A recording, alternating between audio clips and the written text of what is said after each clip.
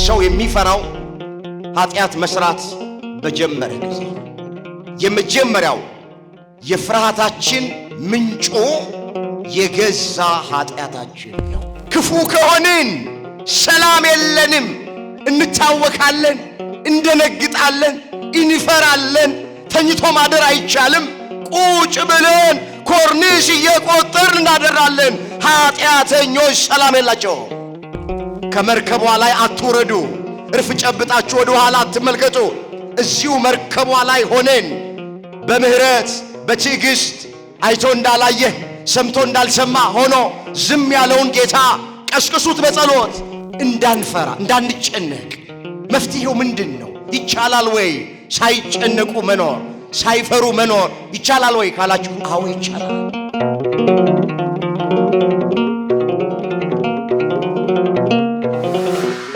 በስመ አብ ወወልድ ወመንፈስ ቅዱስ አሐዱ አምላክ አሜን። አባቶቼ ካህናት፣ ወንድሞቼ ዲያቆናት፣ መምህራን ወንጌል፣ ዘማሪያን ዘማሪያት፣ በዚህ የቅድስና ስፍራ ላይ ቃሉን ለመስማት ከሩቅም ከቅርብም የተሰበሰባችሁ አባቶች፣ እናቶች፣ እህቶች፣ ወንድሞች፣ ሕፃናትን ጨምሮ በእግዚአብሔር ሰላምታ እንደምን አመሻችሁ።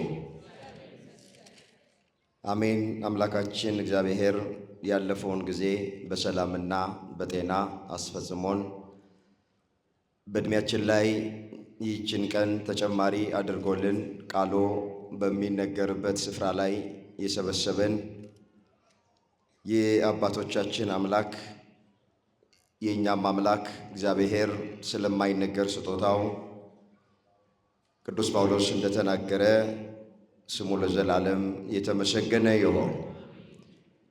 የእናታችን የእመቤታችን የቅድስት ድንግል ማርያም አማላጅነት አይለየን። እግዚአብሔር አምላካችን በመካከላችን ተገኝቶ የተሰወረውን የወንጌል ምስጢር ለሁላችን ገልጦ የሚረባንንና የሚጠቅመንን ነገር እንዲያስተምረን የእሱ ቅዱስ ፍቃዶ ይሆንልን። ለዛሬ እግዚአብሔር በሰጠን ጊዜና ሰዓት የምንማማርበት የትምህርታችን ርዕስ የሚሆነው እኔ ካንተ ጋር ነኝና አትፍራ የሚል ይሆናል። ይህንን በርዕስነት ያነሳነውን ኃይለ ቃል በመጽሐፍ ቅዱሳችን ላይ ተመዝግቦ የምናገኘው በትንቢተ ኢሳይያስ ምዕራፍ 41 ቁጥር 10 ላይ እኔ ካንተ ጋር ነኝና አትፍራ። ስለ ቃሉ የቃሉ ባለቤት የሰራዊት ጌታ አምላካችን እግዚአብሔር ስሙ ለዘላለም የተመሰገነ ይሁን። እስኪ አንድ ጊዜ በርዕስነት ያነሳነውን ኃይለ ቃል ሁላችን ይሄ ድምፅ የሚሰማን በህብረት ለመናገር ራሳችንን እናዘጋጅ። እኔ ከተናገርኩ በኋላ ሁላችሁም ድምፃችሁን አሰምታችሁ ትናገራላችሁ።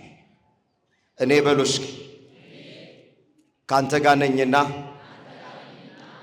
አትፍራ። በዚህ ርዕስ እግዚአብሔር ሁላችንን እንዲናገረን የእሱ ቅዱስ ፍቃዶ ይሆንልን። ርዕሱን የመረጥንበት ምክንያት ሁላችን እንደምናውቅ አሁን ያለንበት ዘመን ብዙ ሰው በሚያየውና በሚሰማው ነገር እየፈራ ነው ያለ። የመጨረሻው ዘመን ዋዜማ ላይ ስላለን ትንቢቱ እየተፈጸመ ምሳሌው እየደረሰ ስላለ የሚሰማውና የሚታየው ነገር ያስጨንቃል፣ ያስፈራል። እግዚአብሔርን የማያምኑት ብቻ እንዳይመስላችሁ። እግዚአብሔርን የምናምነው እኛ አንዳንዶቻችን እግዚአብሔርን የማያውቁት ብቻ አይደሉም። እግዚአብሔርንም የሚያውቁ ቤተ ክርስቲያን የማይመጡት ብቻ አይደል፣ ዕለት ዕለት ወደ መቅደሱ የምንገሰግስ እኛም በምንሰማውና በምናየው ነገር እየፈራን ተገኝተናል። ሐዋርያው ቅዱስ ጳውሎስ ለልጁ ለጢሞቴዎስ በመጨረሻው ቀን የሚያስጨንቅ ዘመን እንደሚመጣ ይሄን ወቅ ብሎ ጽፎለታል። ወደድንም ጠላንም ያለንበት ዘመን የመጨረሻ ዘመን። ስለዚህ በዓለም ላይ አሁን ምናየውና የምንሰማው ነገር እየሆነ ነው። ብዙ ሀገሮች ሰላማቸው እየተጨነቁ ነው ያሉት። ኢራን ብትሄዱ በቦምብ እየታረሰች ነው ያለችው። እስራኤል ብትሄዱ በሚሳኤል እየታረሰች ነው ያለችው። ራሷን የዓለም ፖሊስ ያደረገች አሜሪካ እንኳን ሰላማታ እየተጨነቀች ነው ያለችው። ዓለም በሙሉ ስጋት ላይ ነው ያለች። ስለዚህ ርዕሱን የመረጥንበት ምክንያት እኛ የእግዚአብሔር ልጆች፣ እኛ ክርስቲያኖች እግዚአብሔር ከኛ ጋር እንደሆነ አውቀን ተረጋግተን መኖር እንድንችል ለማሳየት ይህን ርዕስ መርጫዋለሁ። የአባቶቻችን አምላክ እግዚአብሔር የቃሉን ደጅ ለሁላችንም ከፍቶ እንዲያስተምረን የእሱ ቅዱስ ፈቃዶ ይሆንልን። እስኪ በርዕስነት ያነሳነውን ኃይለ ቃል እንድገመው። እኔ ካንተ ጋር ነኝና በሉ እስኪ ድገሙት እስኪ። አትፍራ። ምን አትበል? እግዚአብሔር አትፍሩ ይበለን ሁላችንን። ሶስት ነገሮችን በዚህ ርዕስ ውስጥ በሩጫ እመለከታለሁ። እንድትከታተሉኝ በእግዚአብሔር ፍቅር እጠይቃቸዋለሁ። በመጀመሪያ ፍርሃት ማለት ምን ማለት ነው የሚለውን እናየዋለን። በሁለተኛ ደረጃ ፍርሃት ወደ ሰው ልጆች በምን ምክንያት ይመጣል? እሱን ከመጽሐፍ ቅዱስ አኳያ አያል። ሶስተኛና የመጨረሻ ከፍርሃት ርቀን ተረጋግተን መኖር የምንችለው እንዴት ነው የሚለውን አይተን ትምህርታችንን እንቋጨዋል። ቆሞ ለመናገር ቁጭ ብሎም ለማድመጥ ጥበብ ከእግዚአብሔር ሲሰጥ ብቻ ነውና ላካችን እግዚአብሔር ለኔ ለባሪያው ተናጋሪ ሆነ አንደበት፣ ለእናንተ ሰሚ ጆሮ፣ አስተዋይ ልቡና ለሁላችንም በቸርነቱ ያደለ። መጽሐፍ ቅዱስን ስናነብ ከመቶ ጊዜ በላይ አትፍሩ ተብሎ ተጽፏል። አትፍሩ የተባልነው የሚያስፈራ ነገር ስላለ ነው። ፍርሃት ምን ማለት ነው ብለን ስንል ሰይጣን በልባችን ውስጥ የሚጨምረው መንፈስ ነው። እግዚአብሔር ለማንም ሰው የፍርሃትን መንፈስ አልሰጠም። እግዚአብሔር የሰጠን መንፈስ የፍቅር መንፈስ፣ የኃይል መንፈስ፣ ራስን የመግዛት መንፈስ ነው የሰጠን እግዚአብሔር። እንዲህ ተብሎ እንደተጻፈ እዛ ሁለተኛ ጢሞቴዎስ ምዕራፍ 1 ቁጥር 7 ላይ ሐዋርያው ቅዱስ ጳውሎስ ሲናገር እንዲህ አለ፣ እግዚአብሔር የፍርሃትን መንፈስ አልሰጠንም፣ የፍቅር መንፈስ፣ የኃይል መንፈስ፣ ራስን የመግዛት መንፈስ ነው የሰጠን አለ። ስለዚህ ፍርሃት ጥንተ ጠላታችን ዲያብሎስ በልባችን ውስጥ የሚጨምረው መንፈስ ነው። አንድም ፍርሃት ከጭንቀት ብዛት የሚመጣ ነገር ነው። አዎ ሰው ሲፈራ ችግሩ ከእግዚአብሔር በታች በላይ እንደሆነ አድርጎ ያስባል።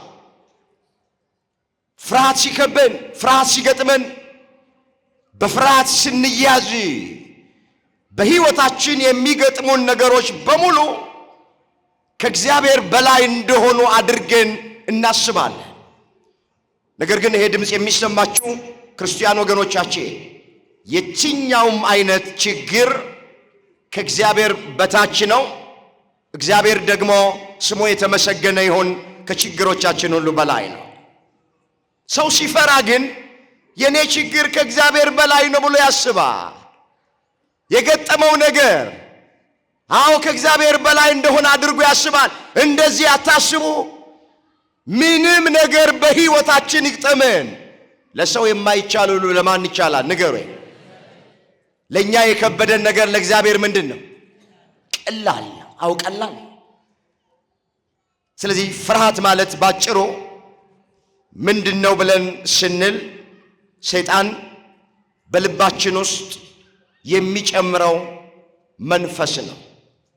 እንድንፈራ፣ እንድንታወክ፣ እንድንጨነቅ የሚያደርገንን ጠላታችን ዲያብሎስን ራሱን ቀጥቅጦ አምላካችን እግዚአብሔር ከእግሮቻችን በታች ይጣለልን። ወገኖቼ የሰይጣን ደግ የለውም። ምንም ጊዜ ሰይጣን ለኛ በጎ ነገር አያስብም። ሁሌ እንድንጨነቅ፣ ሁሌ እንድንፈራ፣ ሁሌ እንድንደነግጥ፣ ሁሌ እንድንታወክ፣ ተረጋግተን እንዳንኖር ነው የሚፈልገው ሰይጣን። የሰይጣን ደግ የለውም ያልኳችሁ ለዚህ ነው። ምንድነው የሚለው መጽሐፍ? ሌባው ሊሰርቅ ሊያርድ ሊያጠፋ እንጂ ስለሌላ ይመጣል። እኔ ግን አለ ጌታችን ኢየሱስ ክርስቶስ ሕይወት እንዲሆንላችሁ ሕይወት እንዲበዛላችሁ መጣሁ ነው ያለው። የዮሐንስ ወንጌል ምዕራፍ 10 ቁጥር 10 ላይ ሌባው የተባለ አዳምና ሔዋንን በሐሰት ሰርቆ ከገነት ያስወጣ ዲያብሎስ ነው። ሌባው ዲያብሎስ ሊሰርቅ ሊያርድ ሊያጠፋ እንጂ ስለሌላ አይመጣም። እኔ ግን አለ የድንግል ማርያም ልጅ መድኃኔ ዓለም ኢየሱስ ክርስቶስ ሕይወት እንዲሆንላችሁ መጣው። ክርስቶስ ወደዚህ ምድር የመጣው ሞቶ ሕይወቱን ሊሰጠን ነው። ቆስሎ ሊፈውሰን ነው። ርቃኑን ሆኖ ጸጋውን ሊያለብሰን ነው። ተዋርዶ ሊያከብረን ነው። ደሃ ሆኖ በሱ ድህነት እኛን ባለጠጋ ሊያደርገን የመጣው ክርስቶስ። ሌባው ዲያብሎስ ሊሰርቅ ሊያርድ ሊያጠፋ እንጂ ስለሌላ አይመጣም። ክርስቶስ ግን ሕይወቱን ሊሰጠን ነው የመጣ። ስሙ የተመሰገነ ይሁን። ስለዚህ ሰይጣን ሁልጊዜ እኛን ማስፈራራት፣ እኛን ማስጨነቅ፣ እኛ እንድንታወክ ባለን ነገር ደስተኛ እንዳንሆን ነው የሚያደርግ። ፍርሃት የሚመጣው ከዲያብሎስ ነው። እግረ መንገዴን ሁለት አይነት ፍርሃት ነው ያለ። ንገሩኝ፣ ስንት አይነት ፍርሃት አልኳችሁ? ሁለት አይነት፣ ስጋዊ ፍርሃትና መንፈሳዊ ፍርሃት ተብሎ ይጠቀሳል።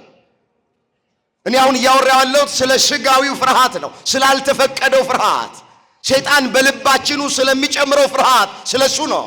ሁለተኛው ፍርሃት መንፈሳዊ ፍርሃት ወይም ቅዱስ ፍርሃት፣ እሱም እግዚአብሔርን መፍራት። እሱ የተፈቀደ ነው። መጽሐፍ የጥበብ መጀመሪያ ማንን መፍራት ነው ይላል። ምሳሌ 1 ቁጥር 7 ላይ የተመዘገበ ቃል የጥበብ መጀመሪያ እግዚአብሔርን መፍራት ነው ይላል። ይሄኛው ፍርሃት መንፈሳዊ ፍርሃት ነው። ይሄ ቅዱስ ፍርሃት የተፈቀደ ፍርሃት፣ እግዚአብሔርንም የምንፈራው ያጠፋናል፣ ይቀስፈናል፣ ይገድለናል ብለን አይደል። የፍቅር ፍርሃት፣ የአክብሮት ፍርሃት፣ በአባትና በልጅ መካከል ያለ ፍርሃት እንጂ እንደሌላ ሰዎችን እንደምንፈራ አይደለም። እግዚአብሔር የምንፈራ እንመለስ እንዳይሰፋብኝ። ፍርሃት ማለት አሁን ከላይ ባጭሩ እንደተመለከትኩት ነው። ወደ ሁለተኛው ሐሳብ ይሄዳል። ወደ ሰዎች ሕይወት ውስጥ ፍርሃት የሚመጣበት ምክንያት ምንድን ነው? እሱን እየዘረዘርኩ ደግሞ ያል በመጀመሪያ ሰው የሚፈራው ኃጢአት መስራት በጀመረ ጊዜ ነው። የመጀመሪያው የፍርሃታችን ምንጩ የገዛ ኃጢአታችን ነው። ምን ማለት ነው ኃጢአት ማለት? ኃጢአት ማለት ኃጥ ከሚለው የግዕዝ ግስ የወጣ ነው። ኃጥ ያጣ ማለት ነው። ኃጢአት ማለት ማጣት ማለት ነው። የቃሉ ትርጉም ምን ማጣት? ሰላም ማጣት፣ ረፍት ማጣት፣ እርካታ ማጣት፣ ደስታ ማጣት። የኃጢአት ትርጉሙ ይሄ ነው። ኃጢአተኞች ሰላም የላቸው፣ ኃጢአተኞች ደስታ የላቸው። ብዙ ገንዘብ ቢኖራቸው፣ በአማረ ቤት ቢኖሩ፣ ዘመነኛውን መኪና ቢያሽከረክሩ፣ በቀን 2 እና 3 ጊዜ ልብሳቸውን ቢቀይሩ፣ የላመ የጣመም ቢበሉ፣ ኃጢአተኛ ከሆንን ሰላም የለንም። መጽሐፍ እንደዚህ ይላል፣ ለክፎች ሰላም የላቸውም ይላል እግዚአብሔር። ትንቢተ ኢሳይያስ ምዕራፍ 48 ቁጥር 20 ላይ የተመዘገበ ቃል። እስኪ አብረን እንበለው። ለክፎች በሉ እስኪ ሰላም የላቸው። ምን የላቸው? ለማ ክፎች እነማን ናቸው? ኃጢአተኞች ናቸዋ። በሐሰት የሚመሰክሩ ናቸዋ። ጣዖት የሚያመልኩ ናቸዋ። በሚዛን የሚያጭበረብሩ ናቸዋ። ያደረውን ትኩስ ብሎ የሚሸጡ ናቸዋ። ሰነድ የሚሰርዙ የሚደልዙ፣ ጉቦ የሚቀበሉ ናቸዋ። ጽንስ የሚያሰርዱ ናቸዋ። ቅናት ሰይጣናዊ ያለባቸው ናቸዋ። ሂዱበት እናንተ። ለክፎች ሰላም የላቸውም ይላል እግዚአብሔር። ክፉ ከሆንን ሰላም የለንም። እንታወካለን፣ እንደነግጣለን፣ እንፈራለን። ተኝቶ ማደር አይቻልም። ቁጭ ብለን ኮርኒስ እየቆጠርን እናደራለን። ኃጢአተኞች ሰላም የላቸውም። ባካችሁ የማይጠቅመንን ነገር አንጠልጥለን አንዞር። ስለዚህ ኃጥእ ከሚለው ቃል የወጣ ነው። ኃጢአት ማጣት ማለት ነው። አንድም ኃጢአት አታድርጉ የተባለውን ማድረግ ነው። አድርጉ የተባለውን አለማድረግ ነው። ሌላው የኃጢአት ትርጉም ይሄ ነው። አታድርጉ የተባልናቸው ነገሮች አሉ በመጽሐፍ ቅዱስ ላይ። ለምሳሌ አትስረቅ ተብሏል። ስንሰርቅ ከተገኘን ኃጢአት። እውነት ሐሰት? አቤት። ምን አትበሉ ነው የሚለው እኮ። ምን አትበሉ? አትስረቁ። ስለዚህ የሚሰርቁ ሰዎች ምንድናቸው? ኃጢአተኞች ናቸው።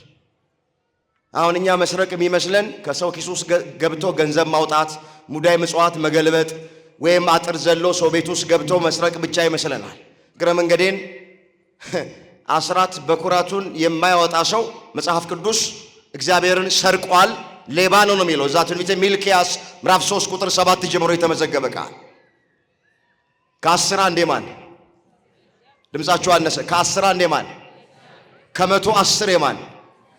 ስለዚህ አስራት በኩራቱን የማያወጣ ሰው መጽሐፍ ቅዱስ ምንድን ነው አለ? እስኪ አንድ ጥያቄ ልጠይቃችሁ። ሌባ ትወዳላችሁ? ምን ነው ድምጻችሁ አለ? እስኪ ሌባ በሉ። አንወድም። እኛ ግን ሌባ ነን። እኔ አላልኩም፣ ራሳችሁ ጎሽ። አስራት በኩራቱን የማያወጣ ሰው ሌባ ነው ይላል መጽሐፍ። እግዚአብሔርን እየሰረቅን ነው እኮ ብዙዎቻችን። እንመለስ፣ ሌላ ሚስጥር ውስጥ እንዳንገባ። ስለዚህ ኃጢአት አታድርጉ የተባልነውን ማድረግ ነው። አትስረቁ ተብሏል። ስንሰርቅ ከተገኘን ኃጢአት ነው። አታመንዝሩ ተብለናል። ስናመነዝር ከተገኘን ኃጢአት ነው። ለትዳራችን ታማኝ ካልሆንን፣ እዚያም የምንከሰከስ ከሆነ፣ በዝሙት የምንረክስ ከሆነ ኃጢአት ነው። አትስከሩ ተብሏል። ጠጥተን የምንሰክር ከሆነ ኃጢአት። ስለዚህ ኃጢአት አታድርጉ የተባልነውን ማድረግ ነው። ሌላው ደግሞ አድርጉ የተባልነውንም አለማድረግ ኃጢአት ነው። ለምሳሌ እናትና አባትህን አክብር ተብሏል። እናትና አባትን አለማክበር ኃጢአት። የሰንበትን ቀን ትቀድሰው ዘንድ አስብ ተብሎ ተጽፏል። ሰንበትን አለማክበር ኃጢአት። ባልንጀራህን ጨርሱት፣ ባልንጀራህን እንደ ራስህ አድርገህ ውደድ ነው የሚለው ሕጉ። ባልንጀራን እንደ ራስህ አድርጎ አለመውደድ ኃጢአት ነው። አድርጎ የተባልነውን አለማድረግ ኃጢአት ነው። ያዕቆብ ምን አለ? በጎ የሆነውን አውቆ ለማያደርገው ለሱ ኃጢአት ይሆንበታል አለ።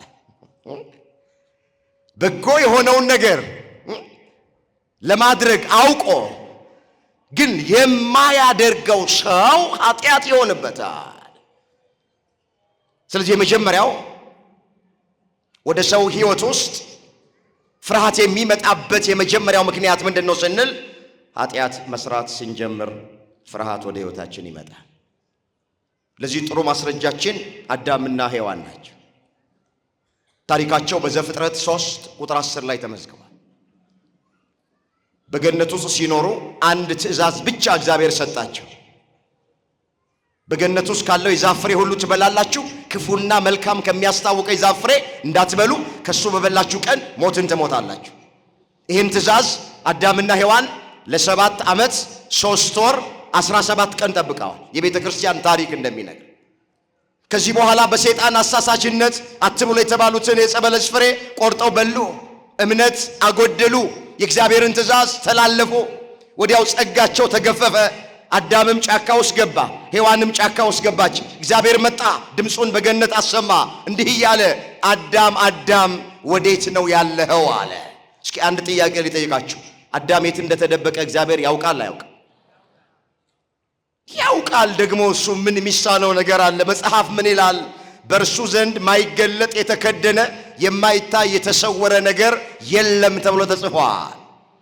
ሐዋርያው ቅዱስ ጳውሎስም ሲናገር እኛን በሚቆጣጠረን በእግዚአብሔር ዓይኖች ፊት ሁሉ ነገር የተራቆተና የተገለጠ ነው እንጂ የተሰወረ ፍጥረት የለም ብለዋል። ዳዊትም ሲዘምር ምን አለ? አቤቱ ከፊትህ ወዴት እሸሻለሁ? ወደ ሰማይ በወጣ እንደ ንስር ክንፍ አውጥቼ አንተ በዛ አለ። ወደ ጥልቁ ወደ መቀመቃቱ በወርድም አንተ በዛ አለ። ጨለማ በአንተ ዘንድ አይጨልምም ብለዋል። ማንም ሰው እግዚአብሔርን ሊሰወረው አይችልም። እያንዳንዳችንን እግዚአብሔር ልቅም አድርጎ ያውቀናል። አሁን በልባችን የምናስበውን ማን ያውቃል? አቤት እኔ ፊታችሁን ነው ማየው። እግዚአብሔር ምናችንን ነው የሚያየው? ልባችንን። እኔ እንደማያችሁ እግዚአብሔር አያያችሁ። እንመለስ። ይሄ አዋቂው እግዚአብሔር ገነት ውስጥ መጣና ድምፅ አሰማ። ምንድነው ድምፁ? አዳም አዳም ወዴት ነው ያለኸው አለው። የት እንዳለ ያውቀዋል። አዳም ምንድነው ያለው? በገነት ድምፅህን ሰማው፣ ራቁቴን ስለሆንኩኝ ፈራሁ አለ። እስኪ በገነት ድምፅህን ሰማው፣ ራቁቴን ስለሆንኩኝ ፈራሁ። ራቁትን እንደሆንክ ማነገረ? በውኑ አትብላ ያልኩን የዕፀ በለስ ፍሬ ቆርጠህ በላህ አለው። ረዳት እንድትሆን ሚስት ትሁን ብለህ የሰጠኝ ሔዋን አሳስታኝ በላዋል። ሔዋን ስትጠየቅ በእባብ፣ እባብ ሲጠየቅ በሰይጣን። ነገር ግን ያቀረቡት ምክንያት በእግዚአብሔር ዘንድ ተቀባይነት አላገኘም። አዳምም ተረገመ፣ ሔዋንም ተረገመች፣ እባብም ተረገመች።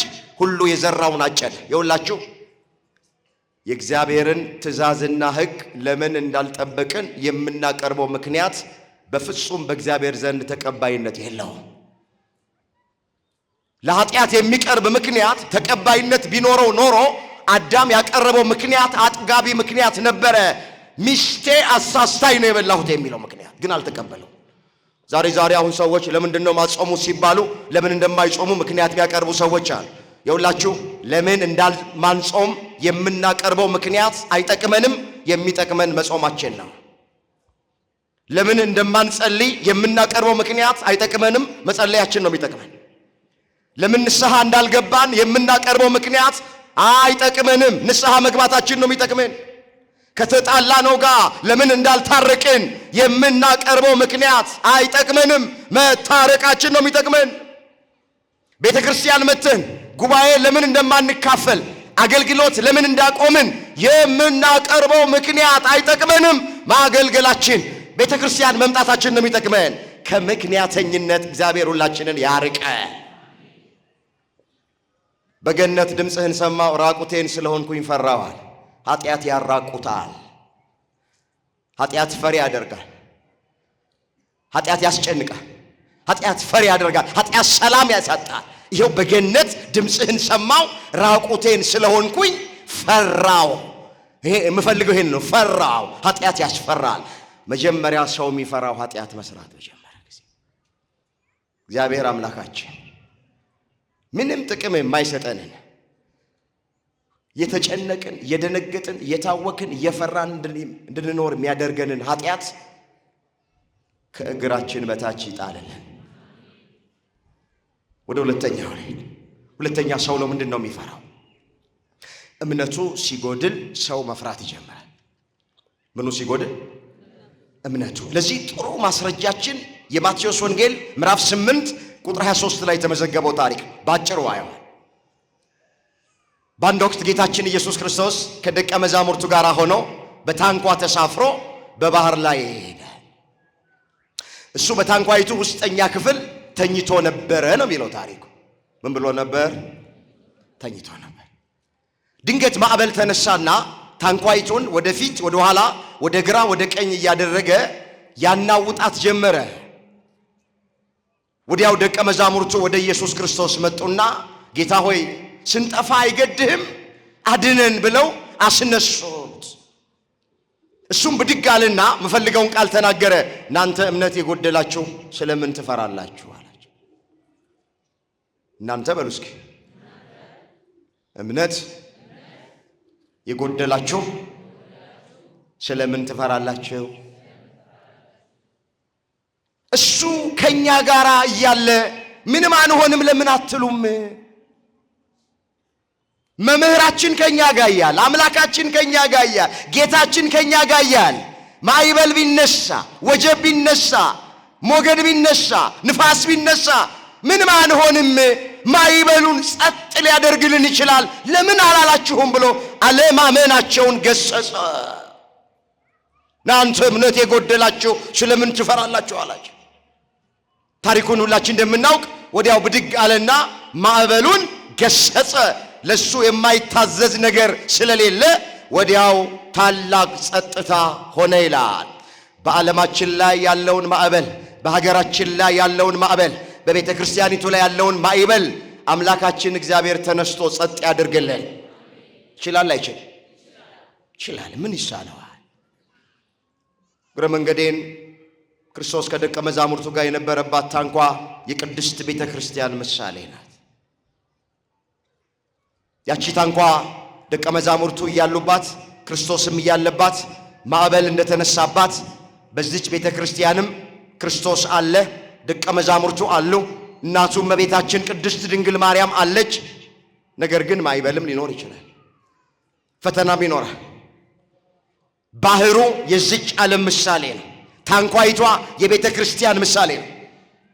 ማዕበል በተነሳ ጊዜ በታንኳይቷ ላይ ደቀ መዛሙርቱ ያደረጉት ምንድን ነው?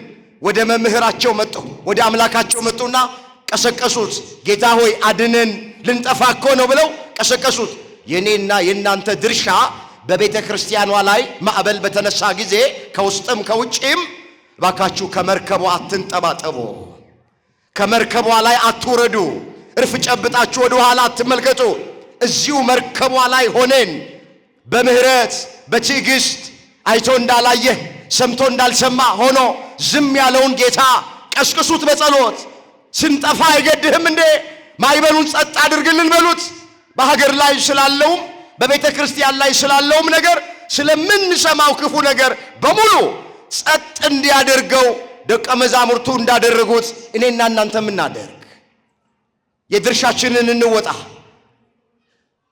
የተነሳው ማዕበል ታንኳይቷን ክርስቶስ የነበረባትን ታንኳ አላሰጠማትም። ለጊዜው ነው ማዕበል የተነሳው። በቤተ ክርስቲያን ላይም ያለው ማዕበል ለጊዜው ነው። ወገኖቼ እቺ ቤተ ክርስቲያን ከተመሰረተችበት ቀን ጀምሮ ፈተና ተለይቷት አያውቅም። አንዳንዶቹ 15 ዓመት፣ አንዳንዶቹ 30 ዓመት፣ አንዳንዶቹ 40 ዓመት ቤተ ክርስቲያኒቱን ፈትነዋታል። የሚያቃጥሉትን አቃጥለዋል፣ የሚገሉትን ገለዋል፣ የሚዘርፉትን ዘርፈዋል። ሁሉም አልፈዋል። ቤተ ክርስቲያኒቱ ይኸው እስካሁን አለች በክብር። ይሄንንም ዘመን አልፋ ወደፊት ትኖራለች። በምትሰሙትና በምታዩት ምንም እንዳትጨነቁ። ዝም ብሎ ለማጽናናት ብለን የምንነግራችሁ አይደለም። መጽሐፍ ቃልህ እውነት ነው ይላል። የዮሐንስ ወንጌል ምዕራፍ 17 ቁጥር 17 ላይ ቃልህ እውነት ነው፣ የእግዚአብሔር ቃል እውነት ነው። ስለዚህ በዚህ ቤት ውስጥ ክርስቶስ አለ። ማዕበሉ ተነስቷል አይደለም? ድርሻችንን እንወጣ።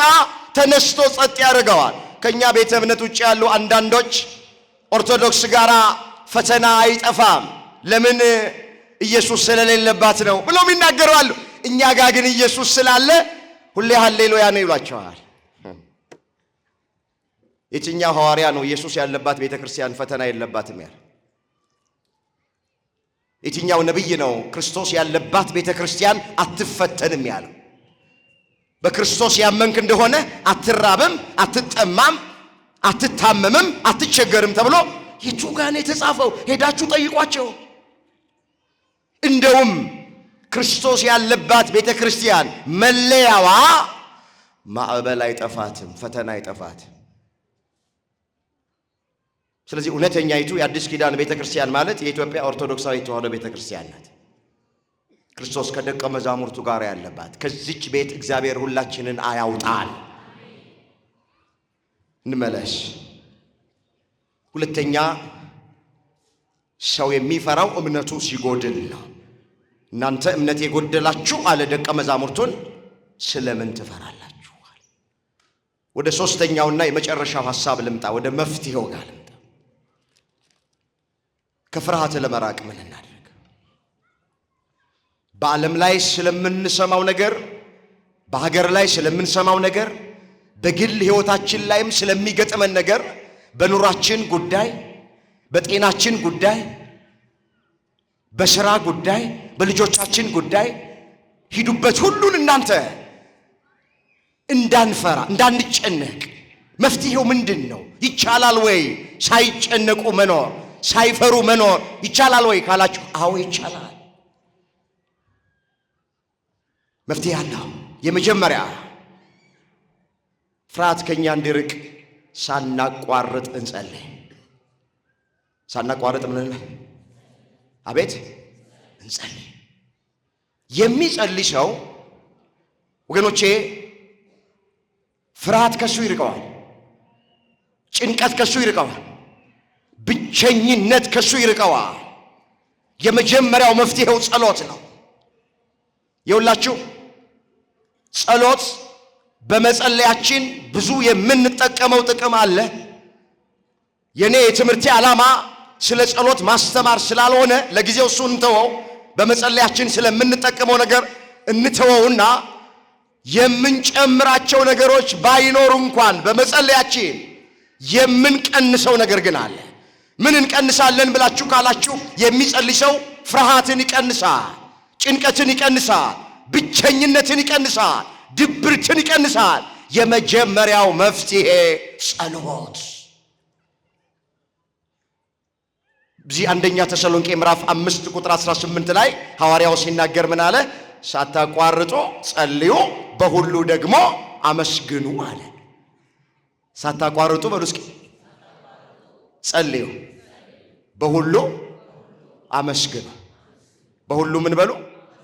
ይኸውላችሁ ክርስቲያን በሁሉም ያመሰግን ነው፣ ሳያቋርጥ የሚጸልይ ነው።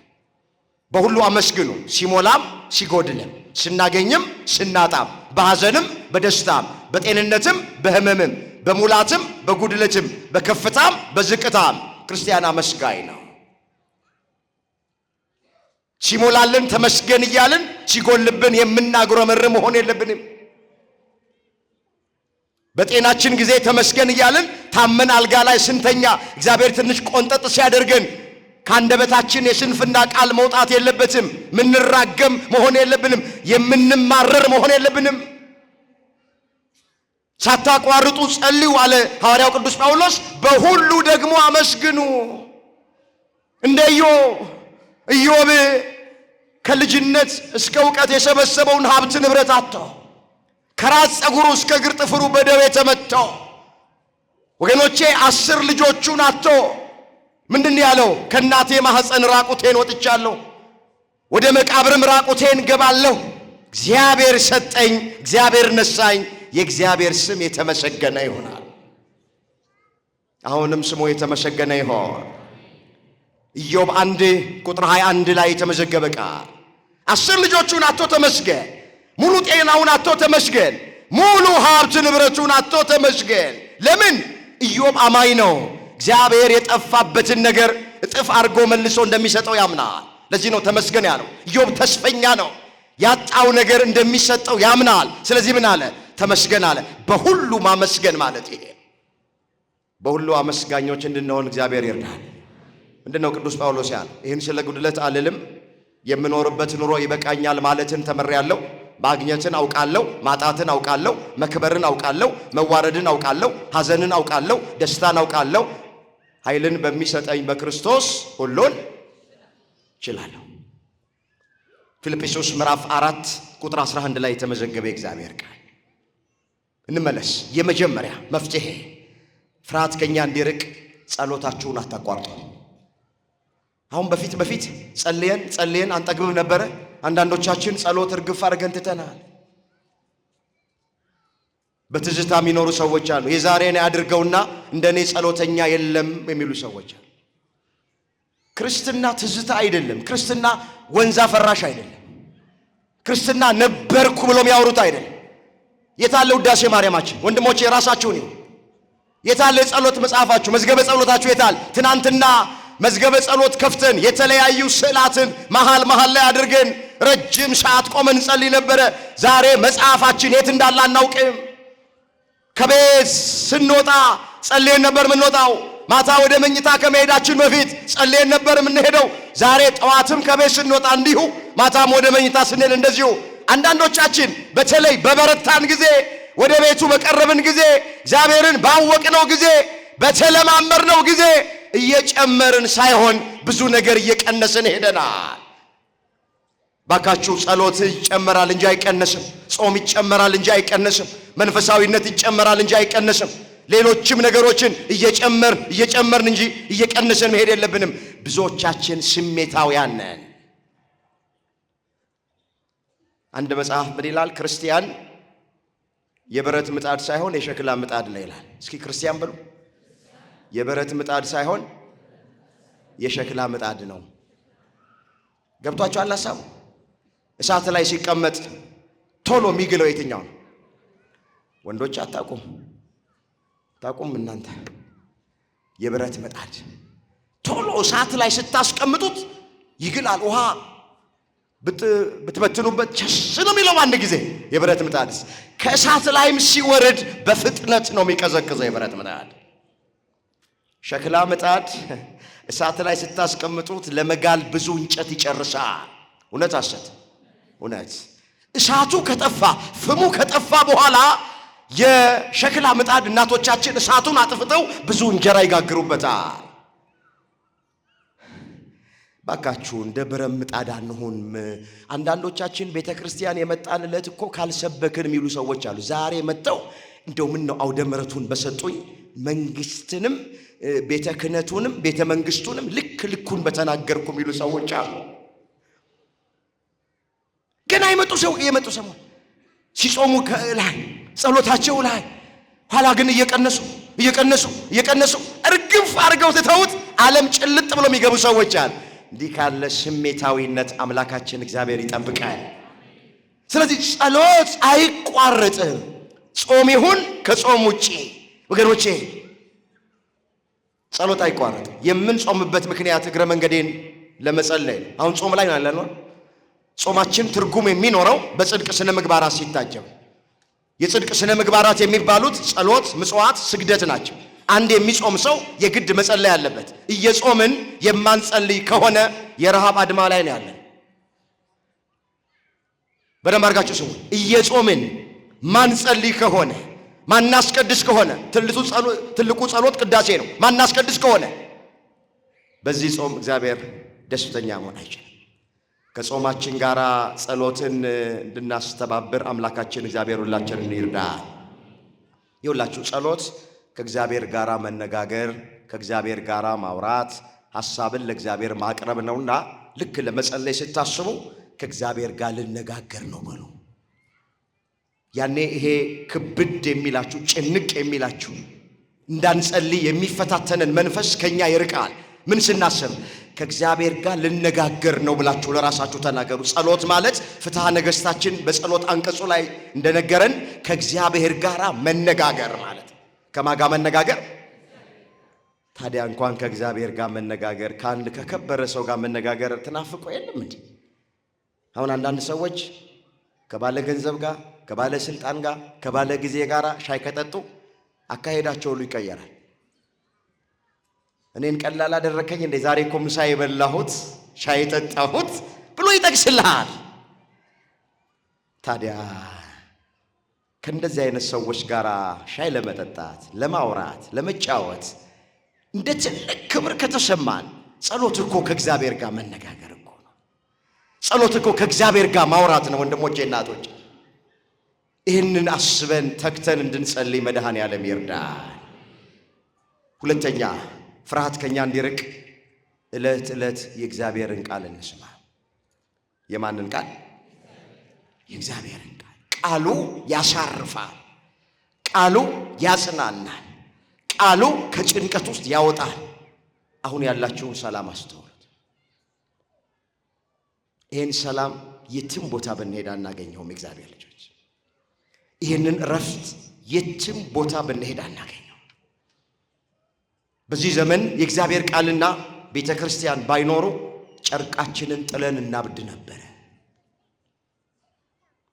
እግዚአብሔር ቃሉን ባይሰጠን ነው በአባቶች እያደረ በመምህራን እያደረ ቃሉን ባያሰማን ኖሮ ቃሉን ባናደምጠው ኖሮ ምን ይውጠን ነበር? አስባችሁ ታውቃላችሁ? ሲከፋን፣ ብቸኝነት ሲሰማን፣ ዙሪያው ገደል ሲሆንብን፣ ማጣፊያው ሲያጥረን፣ ሰማይ የተደፋብን ሲመስለን ወደ እግዚአብሔር ቤት መተን ቃሉን ስንሰማ ጉባኤ ስንካፈል ደስ ይለናል። እንባችን ይታበሳል፣ እንቆቅልሻችን ይፈታል። የሆነ ሸክም ከትከሻችን ላይ ይራገፋል። ስለዚህ መፍትሄው ይሄ ነው፣ የእግዚአብሔርን ቃል ማዳመጥ። ዳዊት ምን አለ? ቃልህ ለጉሮሮዬ ጣፋጭ ነው፣ ከማርና ከወለላ ይልቅ ጣፈጠኝ አለ። መዝሙር 118 ቁጥር 103 ላይ እስኪ ቃሉን አብራችሁ ተናገሩ። ቃልህ በሉ እስኪ ለጉሮሮዬ ጣፋጭ ነው፣ ከማርና ከወለላ ይልቅ ጣፈጠ። የማን ቃል? ምሳሌ ቢያጣለት ነው ማር ያለው እንጂ ወገኖቼ የእግዚአብሔር ቃል ከማርም በላይ ነው። ታውቃላችሁ በዚህ ምድር ላይ ጣፋጩ ነገር ማር ነው። ስለዚህ በማር መሰለው ቃልህ ለጉሮሮዬ ጣፋጭ ነው። መቼ ነው ቃሉ ለጉሮራችን ጣፋጭ የሚሆነው? ብቸኝነት ተሰምቶን ስናደምጠው፣ ፍርሃት ውስጥ ሆነን ስናደምጠው፣ ተስፋ ቆርጠን ስናደምጠው፣ የተቆረጠ ተስፋችንን ሲቀጥል ያን ጊዜ ቃሉ ለጉሮራችን ጣፋጭ ይሆናል። ቃሉ ከሚነገርባት ቤት አምላካችን እግዚአብሔር ሁላችንን አያውጣ። ከዚህ ጉባኤ እግዚአብሔር አይለየን። ነቢዩም ሲናገር ምን አለ? በሌላ ቦታ ቃልህ ተገኝቷል እኔም በልቼዋለሁ። አቤቱ የሰራዊት ጌታ እግዚአብሔር ሆይ ቃልህ የልብ ደስታና ሰላም ሆነኝ አለ። እዛ ኤርምያስ 15 ቁጥር 16 ላይ ተጻፈ። ቃልህ ተገኝቷል አለ። ቃልህ ምን ብለዋል? የማ ቃል ተገኝቷል? አልተገኘም? ተገኝቷል። እኔም በልቼዋለሁ አለ። ምን ብዬዋለሁ? ሰው በእንጀራ ብቻ አይኖርም፣ በማን ቃል ጭምር? ቃል ተገኝቷል እኔም በልቼዋለሁ አለ። ይኸውላችሁ የእግዚአብሔር ቃል የሚበላ እንጀራ ነው፣ የሚጠጣ ውሃ ነው፣ የምንጋተው ወተት ነው፣ የምንቆርጠው ጮማ ነው። የማን ቃል? ቃል ተገኝቷል እኔም በልቼዋለሁ። አቤቱ የሰራዊት ጌታ እግዚአብሔር ሆይ ቃልህ የልብ ሰላምና ደስታ ሆነኝ። ቃሉ ጋር ሰላም አለ፣ ቃሉ ጋር ደስታ አለ። ቃሉ ፍርሃት ከኛ እንዲርቅ፣ ጭንቀት ከኛ እንዲርቅ ያደርገናል። ለዚህ እኮ ነው ቅዱስ ጴጥሮስ ሲናገር ምን አለ? ላነበው ፈልጋለሁ።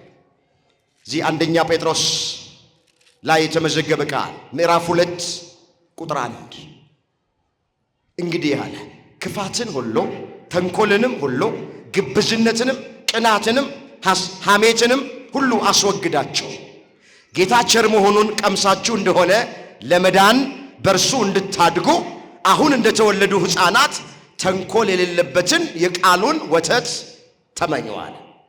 የቃሉን ምን በሉ? በቃ ለመዳን ስር ሰዳችሁ ለመታነጽ በሃይማኖታችሁ ሰላም ለማግኘት ረፍት ለማግኘት ከጭንቀቱ ለመውጣት ተንኮል የሌለበትን የቃሉን ወተት ተመኙ አለ። እግዚአብሔር የተመሰገነ ይሁን። አላቋረጠብንም። በተለይ በዚህ ደብር ላይ አባቶቻችሁ ትጉሃን ስለሆኑ፣ መምህራኖቻችሁ ትጉሃን ስለሆኑ እግዚአብሔር የቃሉን ወተት እየጋተን ነው። የቃሉን እንጀራ ወገኖቼ እያበላን ነው። የቃሉን ውሃ እያጠጣን ነው። ስሙ የተመሰገነ ይሁን። ስለዚህ ሁለተኛው መፍትሄ ከፍርሃትና ከጭንቀት ውስጥ ርቆ ለመኖር ቃሉን ማዳመጥ። የግድ እንደዚህ አይነት ጉባኤ ብቻ መጠበቅ የለብን። ፍላጎት ካለን እጃችን ላይ ባለችዋ ትንሽ ስልክ ወገኖቼ የፈለግነውን የእግዚአብሔርን ቃል ማግኘት እንችላለን። እውነት አሰት እውነት ፍላጎት ብቻ ፍቃደኛ መሆን። ዘመኑ በሰጠን እድል በቲክቶክ፣ በዩቲዩብ፣ በቴሌግራም፣ በፌስቡክ ሂዱ፣ በማህበራዊ ድህረ ገጽ በሙሉ ፍቃደኞች ከሆንን ቃሉን ማግኘት እንችላለን። ቃሉን መብላት እንችላለን። መንገድ አለ ዛሬ። ከኛ ፍቃደኝነትና ፍላጎት ብቻ ነው። ግን ወጣቱ ፍላጎት ነው። አሁን እንደው ቲክቶክ እያየን አንድ መምህር መጥቶ ስለሆነ መንፈሳዊ ነገር ትምህርት ቢሰጥ ማን ነው በትዕግስት ሆኖ የሚከታተል?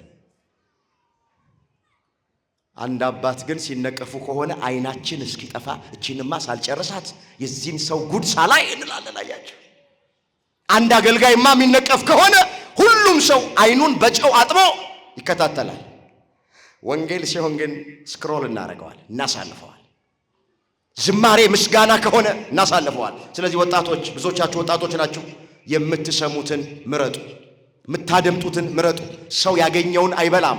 እየመረጥን አይደለም እንበላው፣ የምንሰማውንም እየመረጠን እንስማ። ሚያንጸንን መንፈሳዊ ሕይወታችንን ሚያሳድገልን ከእግዚአብሔር ጋር ሚያገናኘንን ሰላም የሚሰጠንን እረፍት የሚሰጠንን እንጂ በጭንቀት ላይ ጭንቀት የሚጨምርብንን ፖለቲካ እየሰማችሁ አትውሉ። አንዳንድ ሰዎች ጆራቸው ስር ትራሳቸው ስር አድርገው የሆነ የፖለቲካ ዜና ከፍተው የሚተኙ ሰዎች አሉ። ተኝቶ ማደር አይቻልም። ምን አለ ወንጌል፣ ምን አለ የመጽሐፍ ቅዱስ ቃል፣ ምን አለ ዝማሬ እየሰማን ብናመሽ። ስለዚህ ቃሉን በዚህ አይነት ጉባኤ ብቻ ሳይሆን በተለያየ መንገድ ማግኘት እንችላለንና በተሰጠን ዕድል ሁሉ እንድንጠቀም መድኃኔዓለም ሁላችንን ይርዳል። ሶስተኛና የመጨረሻው ነው ከፍርሃትና ከጭንቀት ለመራቅ ሶስተኛ እግዚአብሔር ከኛ ጋር እንዳለ እንመን። እግዚአብሔር ከማጋ ምን እንበል? እንመን። እግዚአብሔር ከኛ ጋር እንዳለ። ርዕሳችን ምንድነው? እኔ ካንተ ጋር ነኝና ምን አትበል? አትፍራ። እግዚአብሔር ከሱ ጋር እንዳለ የሚያምን ሰው አይፈራም። ዳዊት ምን ብሎ ነው የተናገረው? ምድር ብትናወጥ፣ ሰራዊት ቢሰፍርብኝ፣ ተራሮች ወደ ባህር ልብ ውስጥ ቢገቡ የያዕቆብ አምላክ እግዚአብሔር ከኔ ጋር ነውና አልፈራም ብሎ ተናግሯል። መዝሙር 45 ቁጥር 1 ላይ የተመዘገበ ቃል። እስኪ አብረን እንበለው። ምድር በሉ እስኪ ብትናወጥ፣ ተራሮች ወደ ባህር ልብ ውስጥ ቢገቡ የያዕቆብ አምላክ እግዚአብሔር ከኔ ጋር ነውና አልፈራ። እኔ ካንተ ጋር ነኝና አትፍራ። ለያዕቆብ የተነገረ ቃል ነው። ለፍጻሜው ስለ ሁላችን የሚነገር ቃል። ስንቶቻችንን እግዚአብሔር ከኛ ጋር እንዳለምና እንዴ ወር በገባ 28 በቤተ ክርስቲያናችን አማኑኤል ብለን ነው የምናስበው። አማኑኤል ማለት እኮ እግዚአብሔር ከኛ ጋር ነው ማለት። እግዚአብሔር ከኛ ጋር ነው ማለት ከስጋችን ስጋ ከነፍሳችን ነፍስ ነስቷል በድንግል ማርያም በኩል ማለታችን። ስለዚህ እግዚአብሔር ከኛ ጋር እንደሆነ ምእመናን ማመን አለብን። ይሄ ድምፅ የሚሰማን ማመን አለብን። ይሄን ስናምን ጎረቤት እሳት ቢነድ እኛ ጋር ሰላም ነው። አሁን ኢራን ላይ ስላለው፣ እስራኤል ላይ ስላለው፣ አሜሪካ ላይ ስላለው እዚህ ያሉት ልክ ቫይብሬት ላይ እንዳለ ስልክ የሚንቀጠቀጡ ሰዎች አሉ። አንዳንዶቹ በማያገባቸው የሚገቡ ደግሞ ሰዎች አሉ። እዚህ አርዩሲ ላይ የራሱ ወገን የሆነ በሃይማኖትም ቢለይ በግፍ ሲታረድ በግፍ ሲቀላ ደሙ ሲፈስ እያየ ዝም ብሎ ኢራን ላይ ስለሆነው ነገር ማቅለብሶ እዚህ ፍራሽ አንጥፎ ቁጭ የሚል አለ ያልታደለ። ኧረ በአይምሮ እንሁን፣ ኧረ እናስተውል። አዎ ሰው ናቸው በስላሴ አርያ አምሳያ የተፈጠሩት።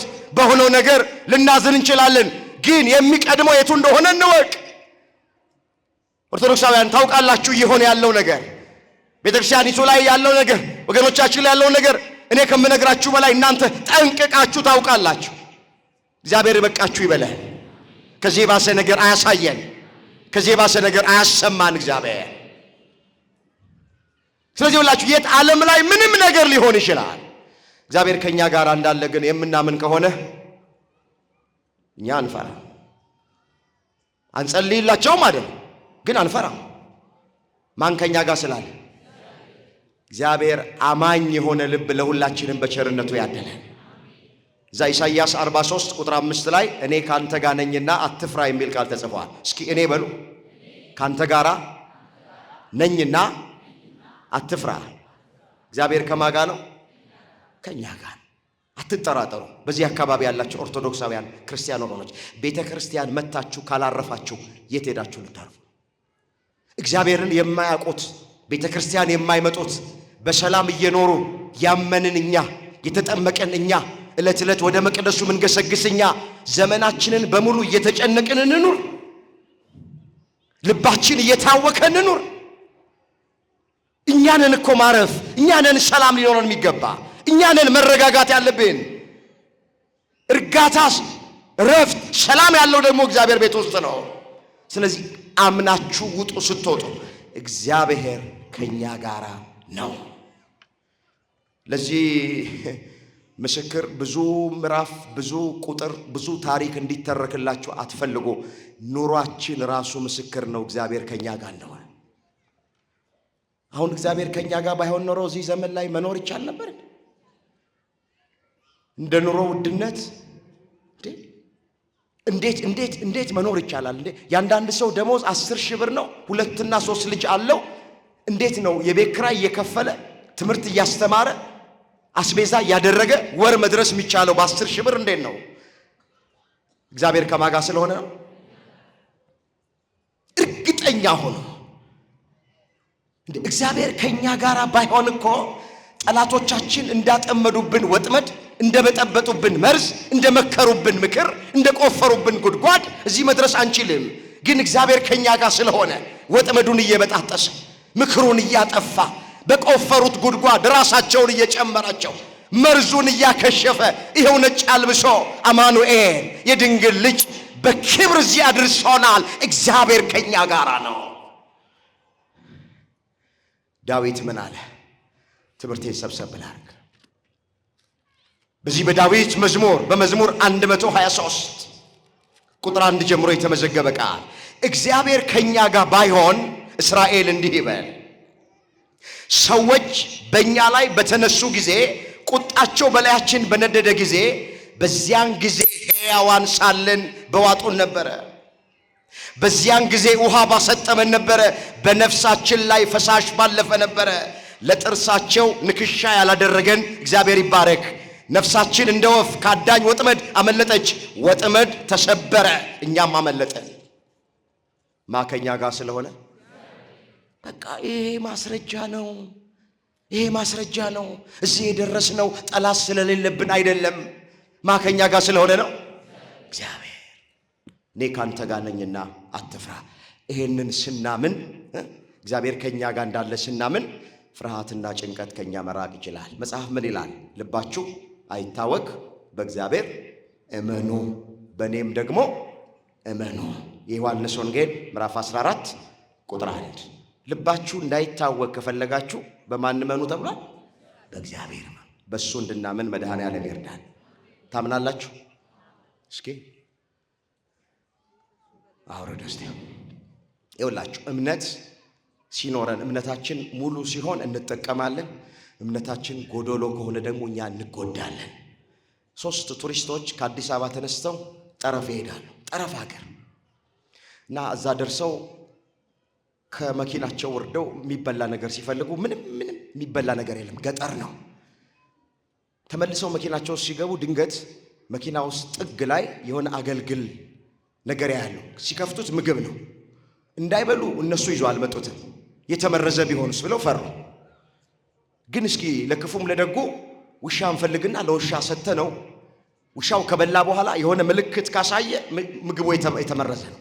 ምንም ምልክት ካላሳየ ግን ምግቡ ጤነኛ ነው እንበለዋለን። ውሻ ፈለጉና ላሳጠርላችሁ ለውሻ ሰጡት። 1 ሰዓት 2 ሰዓት እስከ 6 ሰዓት ድረስ ጠበቁ። ውሻው ላይ ምንም ምልክት የለም። ምን ብለው አመኑ ቱሪስቶቹ? ምግቡ ጤነኛ ነው አልተመረዘም አሉና በሉ። በንጋታው ጠዋት ውሻው ሞተ የሚባል ዜና ተሰማ። ውሻው ምን አለ? ወዲያው አንዱ ሆዴን ማለት ጀመረ፣ አንዱ አንጀቴን። ታመሙ፣ ባንዴ ተለወጡ። ለምንድን ነው የታመሙት? ምን ብለው አመኑ? የበላነው ምግብ የተመረዘ ነው። ሐኪም ቤት ሄዶ ለሐኪም ነገሩ የገጠማቸውን ነገር። ምግብ አግኝተን ነበረ፣ ከመብላታችን በፊት ተመርዟል አልተመረዘም የሚለውን ለማረጋገጥ ለውሻ ሰጠን። 6 ሰዓት ሙሉ ጠበቅ ነው። ውሻው ደህና ነበር። ከ6 ሰዓት በኋላ ግን ያው ምግቡ የተመረዘ ስለሆነ ውሻው ሞተብን። መታመም ጀመረ። እስኪ ባለቤቱን ጥሩ ተባለ። የውሻውን ባለቤቱ ተጠርቶ መጣ። ውሻው ያንተ ነው? አዎ የኔ ነው። መቼ ነው የሞተው? ሌሊት ነው የሞተው ትላል። በምንድን ነው የሞተው? መኪና ገጭቶት ነው የሞተው አላቸው። ዶክተር እኔ ተሽሎኛል አላለኝ። አያችሁ፣ ልክ አሁን ማመን ጀመሩ። ደግሞ በቃ ምግቡ አልተመረዘም አለው። እምነት የሁሉም ነገር መሰረት ነው። ስለዚህ ይኸውላችሁ በዚህ በአዳማ ያላችሁ ኦርቶዶክሳውያን ክርስቲያን ወገኖቻችን እመኑ በእግዚአብሔር። ጾማችን በእምነት፣ ጸሎታችን በእምነት፣ ቃሉን ስትሰሙ በእምነት፣ ስትዘምሩ በእምነት፣ ስታስቀድሱ በእምነት፣ ጸበሉን ስትጠጡ በእምነት፣ ታምሩን ስትሰሙ በእምነት፣ ሁሉን በእምነት አድርጉት። እግዚአብሔርም ከኛ ጋር እንዳለ እንመን። ያኔ ማሸነፍ፣ ፍርሃትን ማሸነፍ፣ ጭንቀትን ማሸነፍ እንችላለን። አንድ ቃል ተናገሬ ትምህርት የለታል። ከእግዚአብሔር የተወለደው ሁሉ ዓለምን ያሸንፋል አለና መጽሐፍ። ዓለምን የሚያሸንፈው ደግሞ እምነታችሁ ነው አለ። አንደኛ ዮሐንስ መልእክት ምዕራፍ 5 ቁጥር 4። እስኪ በህብረት እንበለው የመጨረሻ ቃላችን። ከእግዚአብሔር የተወለደ ሁሉ በሉ እስኪ ዓለምን ያሸንፋል። ዓለምን የሚያሸንፈው እምነታችሁ ነው። ምናችሁ ነው? ዓለም የተባለ ፍርሃት፣ ዓለም የተባለ ጭንቀት፣ ዓለም የተባለ በሽታ፣ ዓለም የተባለ ዲያብሎስና ሰራዊቱ የምናሸንፈው በእምነት ነው። ከእግዚአብሔር የተወለደ ሁሉ ዓለም ፍርሃትን ያሸንፋል። ከእግዚአብሔር የተወለደ ሁሉ ዓለም ጭንቀትን ያሸንፋል። ከእግዚአብሔር የተወለደ ሁሉ ዓለም በሽታን ያሸንፋል። ዓለም ረሃብን ያሸንፋል። ሂዱበት፣ ስንቱን ልተርክ እኔ። ዓለምን ያሸንፈው ደግሞ እምነታችሁ ነው። እግዚአብሔር ዓለምን የሚያሸንፍ እምነት ለሁላችንም ያድለን።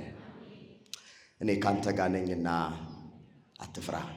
ያስተማረን፣ የመከረን፣ የገሰጸን የአባቶቻችን አምላክ እግዚአብሔር ስሙ የተመሰገነ ይሁን። ድንግል ማርያም ጣዕሟን ባንደበታችን ፍቅሯን በልባችን ትሳል። ቅዱስ ገብርኤል ከፊት ይምራን፣ ከኋላ ይከተለን። የሁላችንን መጨረሻ እግዚአብሔር ያሳምር።